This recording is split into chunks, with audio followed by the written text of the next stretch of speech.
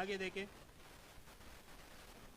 موتا امام مالک کے اندر فاطمہ بنت منظر بیان کرتی ہے کہ کننا نخمر وجوہنا ونحن محرمات کہ ہم اپنے چہروں کو چادر سے ڈانپ لیتے تھے اس حالت میں کہ ہم حالت احرام میں ہوتے تھے. حالت احرام میں بھی مردوں کے سامنے چہرہ کھلا رکھنے کی اجازت نہیں ہے. فرمایا حالت احرام میں بھی ہم اپنے چہروں کو وہ ڈانپ لیتے تھے چادروں سے. التلخیص الحبیر کے اندر اسماعیل بن ابی خالد اپنی والدہ سے نقل کرتے ہیں, انہوں نے کہا کہ ہم 8 ذی الحجہ کو ام المؤمنین کی خدمت میں حاضر ہوتی تھی ہر سال.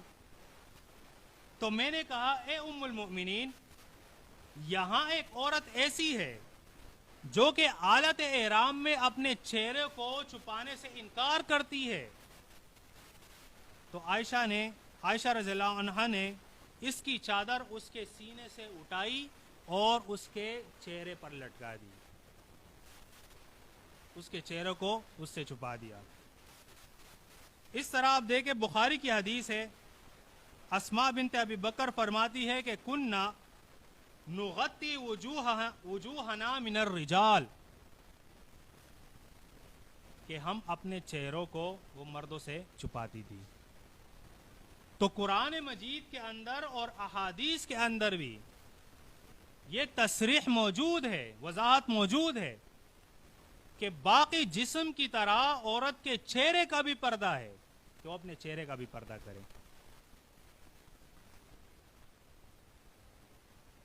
کیونکہ عورت, فرمایا اللہ کے رسول صلی اللہ علیہ وسلم نے حدیث کے اندر آتا ہے عورت کے بارے میں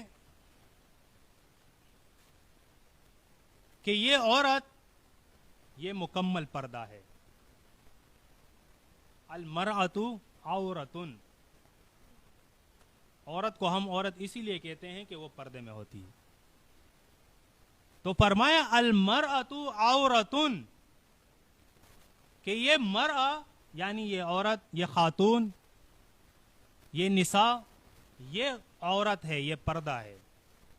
جب یہ اپنے گھر سے نکلتی ہے تو فرمایا شیطان اس کی طاق میں لگا ہوا ہوتا ہے, شیطان اس کی طاق میں لگا ہوا ہوتا ہے.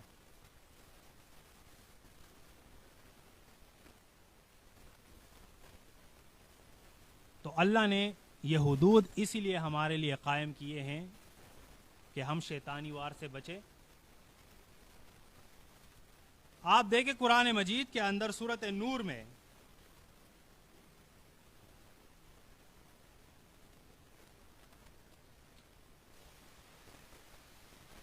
سورۃ نور کی آیتوں کے اندر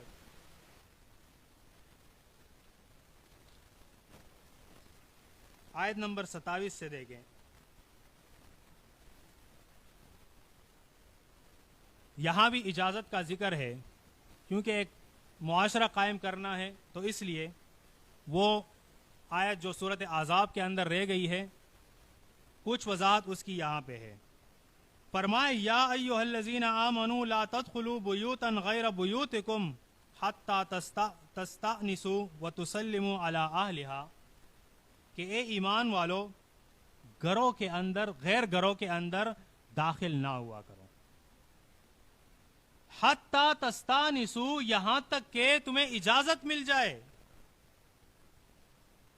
سلام کی, وتسلموا علی اہلھا, اور سلام کر لیا کرو اس کے اہل پہ, یعنی اس گھر کے رہائشیوں پہ. ذالکم خیر لکم لعلکم تذکرون, فرمایا یہ تمہارے لیے بہتر ہے اگر تم نصیحت لینا چاہتے ہو. تو یہ اجازت کا مسئلہ احادیث کے اندر بھی ہے, اور کچھ وعید بھی اللہ کے رسول صلی اللہ علیہ وسلم نے اس پر بیان فرمائی ہے. یہاں تک یہ تو اجازت ہے گھر کے اندر داخل ہونے کی. احادیث کے اندر تو اس شخص کے لیے جو گھر کے اندر تانگ جانگ کرتا ہے, چپ کے دیکھتا ہے, اس کے لیے بھی اللہ کے رسول نے فرمایا اگر کوئی کنکری اٹھائے اور اس کو مارے اور اس سے اس کی آنکھ پھوٹ جائے تو ایسے شخص پر کچھ گناہ نہیں ہے. اتنی سخت وعید ہے. تو گھر کے اندر داخل ہونے کے لیے اجازت لینا یہ ضروری ہے. فرمایا فَإِن لَّمْ تَجِدُوا فِيهَا أَحَدًا، اگر تم نہ پاؤ ان کے درمیان اس گھر کے اندر کوئی، فَلَا تَدْخُلُوهَا حَتَّى يُؤْذَنَ لَكُمْ، تو فرمایا اس کے اندر داخل نہ ہوا کرو یہاں تک کہ تمہیں اجازت مل جائے. وَإِذَا قِيلَ لَكُمُ ارْجِعُوا فَارْجِعُوا، اور جب تمہیں کہا جاتا ہے کہ واپس لوٹ جاؤ، گھر میں کوئی نہیں ہے واپس لوٹ جاؤ، تو تمہیں کیا چاہیے کہ تم واپس ہو جاؤ. ہمارے معاشرے کی طرح نہیں، ہمارے خاندان کی طرح نہیں کہ اگر کوئی کہہ دے کہ تم واپس ہو جاؤ تو پھر تو بس جھگڑا شروع، ناراضگیاں شروع. قرآن ہمیں آداب سکھاتا ہے، تعلیم دیتا ہے کہ جب تمہیں کہا جائے کہ بس واپس لوٹ جاؤ، گھر میں کوئی مرد نہیں ہے واپس لوٹ جاؤ، تو تمہیں واپس لوٹنا چاہیے. کیا ہوگا اس سے؟ ہوا ازکا لکم، اس کے اندر تمہارے لیے پاکی ہے. اللہ فرماتا ہے واللہ بما تعملون علیم، اور اللہ جانتا ہے جو تم کرتے ہو. لیس علیکم جناح ان تدخلوا بیوتا غیر مسکونۃ فیہا متاع لکم، ہاں ایسا گھر ہے جس کے اندر کوئی رہائش نہیں ہے. ہمیں معلوم ہے کہ اس گھر کے اندر کوئی رہائش نہیں ہے، ایک خالی پلاٹ ہے، تو فرمایا کہ اس کے اندر داخل ہونے میں تمہارے لیے کوئی گناہ نہیں ہے. واللہ یعلم ما تبدون وما تکتمون، اور جو تم چھپا کے کرتے ہو اور جو ظاہر کرتے ہو اللہ اس کو جانتا ہے. اب دیکھیں آگے ایک اور حکم ہے. قل، اے پیغمبر آپ کہیے، للمؤمنین، مومنین سے، یغضوا من ابصارہم، کہ وہ اپنی نگاہوں کو نیچے رکھے. مردوں کا بھی پردہ ہے، مردوں سے کہے کہ وہ اپنی نگاہوں کو نیچے کرے. وَيَحْفَظُوا فُرُوجَهُمْ، اور اپنی شرمگاہوں کی وہ حفاظت کرے. ذَلِكَ أَزْكَىٰ لَهُمْ إِنَّ اللَّهَ خَبِيرٌ بِمَا يَصْنَعُونَ، اس کے اندر تمہارے لیے پاکی ہے اور بے شک اللہ خبردار ہے اس سے جو تم کرتے ہو.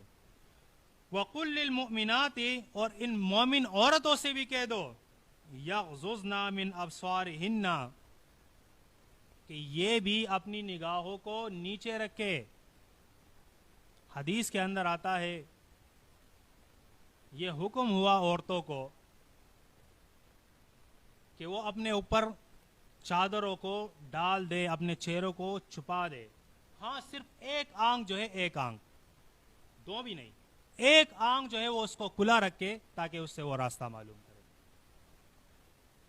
تو عورتوں کو بھی کہا گیا کہ اپنے آنکھوں کو وہ نیچے رکھے، نگاہوں کو نیچے رکھے. وَيَحْفَظْنَ فُرُوجَهُنَّ، اور اپنے فروج کی وہ حفاظت کرے. وَلَا يُبْدِينَ زِينَتَهُنَّ، اور اپنی زینت کو وہ ظاہر نہ کرے، اپنی زینت کو وہ ظاہر نہ کرے. إِلَّا مَا ظَهَرَ مِنْهَا، مگر ہاں جو ظاہر ہو. اور اس کی وضاحت پھر تھوڑی سی آگے آئے گی کہ اس زینت کو کن لوگوں کے سامنے وہ ظاہر کر سکتی ہے. وَلْيَضْرِبْنَ بِخُمُرِهِنَّ عَلَى جُيُوبِهِنَّ، اور اپنے اوپر اوڑھنیوں کو، چادروں کو وہ لٹکا لے، ڈال دے. فرمایا وَلَا يُبْدِينَ زِينَتَهُنَّ، اور اپنی زینت کو وہ ظاہر نہ کرے. إِلَّا لِبُعُولَتِهِنَّ، مگر شوہروں کے سامنے، او آبائهن، یا اپنے باپ کے سامنے، او آباء بعولتهن، یا سسر کے سامنے، او ابنائهن، یا بیٹوں کے سامنے، او ابناء بعولتهن، یا بتیجوں کے سامنے، او اخوانهن، یا بانجوں کے سامنے، او نسائهن، یا عورتوں کے سامنے، او ما ملکت ایمانهن، یا جو ان کی باندیا ہے ان کے سامنے. اگر یہ اپنی یہ زینت وہ ظاہر کرے، زینت سے مراد کیا؟ چہرہ، یہ ہاتھ اگر یہ کھلا رکھے تو اس پر کچھ گناہ نہیں ہے. لیکن اس صورت کے اندر بھی یہ اپنی نگاہوں کی پھر بھی حفاظت کرے گی. جو محرم رشتے ہیں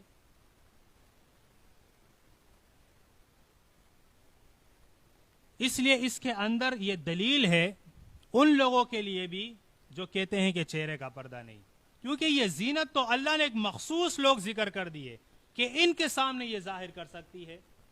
باقی تو کیا ہوگا؟ وَلْيَضْرِبْنَا بِخُمْرِهِنَّ عَلَى جُيُوبِهِنَّ، باقی لوگوں کے سامنے یہ عمل کرے گی وہ کہ اپنے چہرے کو وہ چھپائے گی، اپنے آپ کو وہ ڈھانک دے گی، پردے میں رہے گی.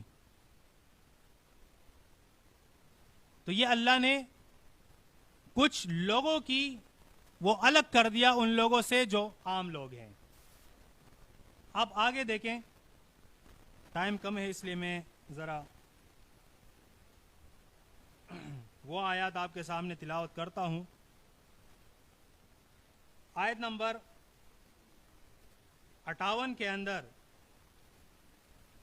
اسی اجازت کا ذکر ہے، لیکن اس کے اندر دیکھیں کیسے آداب اللہ سکھاتا ہے. ہم تو اپنے بچوں کی، اپنے اولاد کی تربیت نہیں کرتے پردے کے حوالے سے یا گھر کے حوالے سے، لیکن قرآن کرتا ہے، اسلام کرتا ہے. آپ دیکھیں اس آیت کے اندر، یا ایھا الذین آمنوا، اے ایمان والو، لیستأذنکم الذین ملکت ایمانکم والذین لم یبلغوا الحلم منکم ثلاث مرات، کہ تم سکھاؤ، ان کو بتاؤ کہ جو تمہارے غلام ہے، اور وہ لوگ بھی جو اپنی بلوغت کو ابھی نہیں پہنچے، بچے ہیں، انہیں بھی یہ سکھاؤ کہ وہ 3 ٹائم وہ اجازت لے کے آیا کرے. اور وہ 3 ٹائم کیا ہے؟ من قبل صلاۃ الفجر، صلاۃ الفجر سے پہلے، وحین تضعون ثیابکم، اور جب تم اپنے کپڑے نکال دو، من الظہیرۃ، یعنی دوپہر کو، ومن بعد صلاۃ العشاء، اور عشاء کی نماز کے بعد. ہم اپنے بچوں کو کیا سکھانا چاہیے؟ کہ بچوں صلاۃ الفجر سے پہلے، دوپہر کے وقت اور عشاء کی نماز کے بعد اجازت لے کے داخل ہوا کرو. فرمایا ثلاث عورات لکم، یہ 3 ٹائم ایسے ہیں جو تمہارے پردے کے ٹائم ہیں. لیس علیکم ولا علیہم جناح بعدہن، ہاں اس کے بعد کوئی وقت ہو تو وہ اجازت کے بغیر بھی آ جائے تو ان پر کچھ گناہ نہیں ہے. طوافون علیکم بعضکم علی بعض، کیونکہ ملنا جلنا تمہیں ایک دوسرے سے ہوتا ہے. کذالک یبین اللہ لکم الآیات واللہ علیم حکیم، اس طرح اللہ رب العزت اپنی آیات کو بیان کرتا ہے اور اللہ جاننے والا اور حکمت والا ہے. فرمایا وَإِذَا بَلَغَ الْأَطْفَالُ مِنْكُمُ الْحُلُمَ، جب تمہارے بچے بالغ ہو جائے، فَلْيَسْتَأْذِنُوا كَمَا اسْتَأْذَنَ الَّذِينَ مِنْ قَبْلِهِمْ، تو وہ پھر کیا کرے؟ ہر وقت اجازت لے کے آئے. كَذَلِكَ يُبَيِّنُ اللَّهُ لَكُمْ آيَاتِهِ، اسی طرح اللہ رب العزت اپنی آیات کو بیان کرتا ہے اور اللہ جانتا ہے اور حکمت والا ہے. تو سورۃ نور کے اندر اور سورۃ احزاب کے اندر اللہ رب العزت نے تفصیل کے ساتھ یہ پردے کا مسئلہ ہمارے سامنے بیان کیا ہے. ویسے تو احادیث کافی میں نے جمع کی تھی لباس کے پردے کے حوالے سے اور چہرے کے پردے کے حوالے سے ہے. اس طرح ہاتھ دیکھنے کے حوالے سے مردوں کا عورتوں کو، تو یہ ساری حدیثیں میں نے جمع کی تھی، 1-2 اس کے اندر میں پڑھ دیتا ہوں. کہ اللہ کے رسول صلی اللہ علیہ وآلہ وسلم کے پاس جب عورتیں آتی تھی بیعت کے لیے، تو اللہ کے رسول کیا کرتے تھے؟ وہ پردے کے پیچھے سے بیعت لیتے تھے عورتوں سے. اور جب ایک بار ایسا ہوا کہ ایک عورت نے اپنا ہاتھ بڑھایا پردے کے آگے کر دیا، تو اللہ کے رسول نے چہرہ پھیرا اور عائشہ کو آواز دی کہ عائشہ اس عورت سے کہو کہ اپنا ہاتھ یہ پردے کے پیچھے کرے. اس لیے کہ اللہ کے رسول نے، ایک دوسری حدیث کے اندر آتا ہے، اسی طرح کچھ عورتیں وہ اللہ کے رسول کے پاس آئی بیعت لینے کے لیے، تو اللہ کے رسول نے فرمایا انی لا اصافح النساء کہ میں عورتوں سے مصافحہ نہیں کرتا ہوں. یہ پردہ ہے.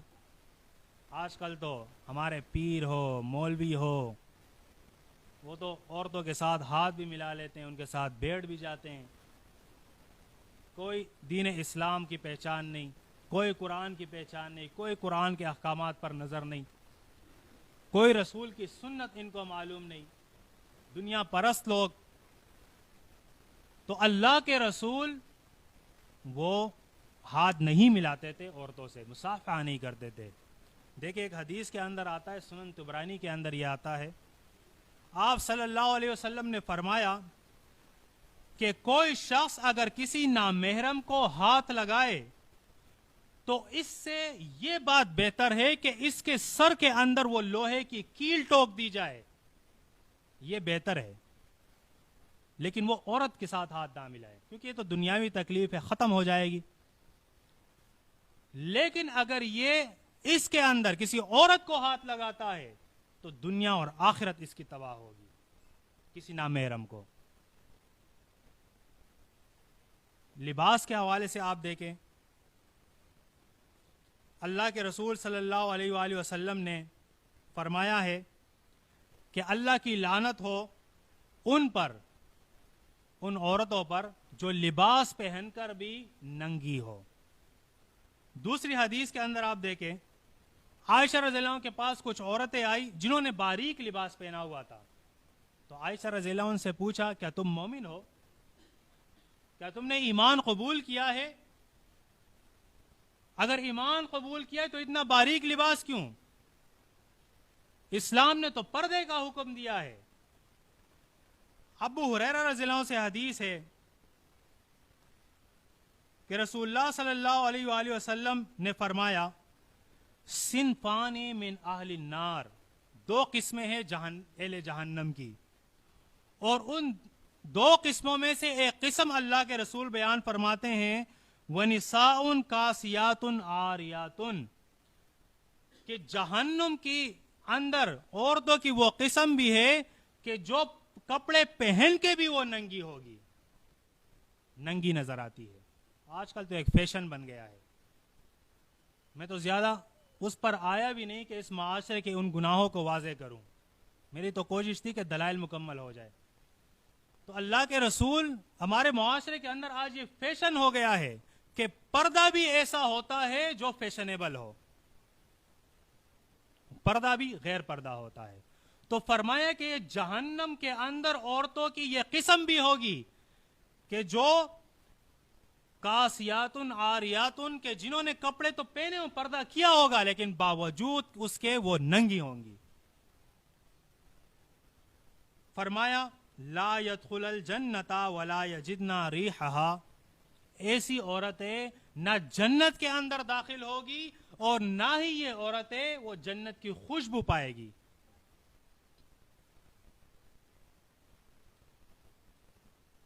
تو ہم بھی سب سے پہلے ہم کوشش کریں اس پردے کو اپنے اوپر لاگو کرنے کے لیے, اپنے معاشرے کے اندر, اپنے گھروں کے اندر, تاکہ اسی طریقے کا ایک بہترین معاشرہ ہمارے ہاں بھی قائم ہو جس طرح صحابہ کے دور کے اندر تھا. پھر اگر ایک عورت وہ باہر بھی نکلتی تھی کسی ضرورت کے لیے تو اس کو خوف نہیں ہوتا تھا, کیونکہ اسلامی قوانین اس معاشرے کے اندر نافذ تھے. کسی کی جرت نہیں تھی کہ وہ گناہ کی طرف مائل ہو, گناہ کر سکے. تو ہم بھی اس معاشرے کے لیے کوشش کریں, اور اس کے لیے یقینی بات ہے, ضروری بات ہے, ہر کسی کو, مجھے آپ سب کو معلوم ہے کہ سب سے پہلے ہمیں تیار ہونا پڑے گا, ان احکامات کو اپنے اوپر لاگو کرنا پڑے گا, اپنے گھروں کے اندر لاگو کرنا پڑے گا. اس کے بعد ایک معاشرے کی تشکیل ہوگی. تو اللہ رب العزت ہم سب کو اپنی کتاب پر عمل کرنے کی توفیق عطا فرمائے. اقول قول ھذا استغفر اللہ لی ولکم.